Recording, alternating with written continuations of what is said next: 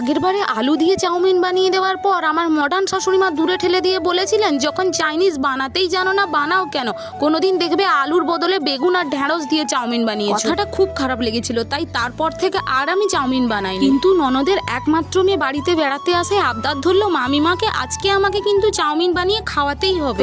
প্রথম না করাতেও এত আবদার শুনে ভাবলাম আজকে বানিয়েই ফেলি। আমি সাধারণত চাউমিন করলে আলুটা দিয়েই থাকি, কিন্তু আজকে বাদ দিলাম আমার শাশুড়িমার খাওয়ার জন্য। কিন্তু ব্রেকফাস্টে সবাই খেয়ে প্রশংসা করলেও আমার শাশুড়িমার মুখে রুচল না। তিনি প্লেটটা ঠেলে দিয়ে বললেন, আমি এই চাইনিজ খাবো না, আলু পটল ঝিঙে কত কিছুই না দিয়েছো। আমার মুখ তো শুকিয়ে গেল। এটা কিন্তু আমার শ্বশুর মশাই লক্ষ্য করেছিলেন। তিনি ওই চাউমিনটিকে একটি ফেমাস চাইনিজ রেস্টুরেন্টের বাক্সে ঢুকিয়ে ধরিয়ে দিলেন শাশুড়িমাকে। তিনি চেটে পুটে খেয়ে বললেন, এরকম বানাতে শেখো আগে। পুরো বাড়ি হো হো করে হেসে উঠলো। শাশুড়িমা সব বুঝে বললেন, বৌমা আর একটু কি হবে, মানে আর কি আছে?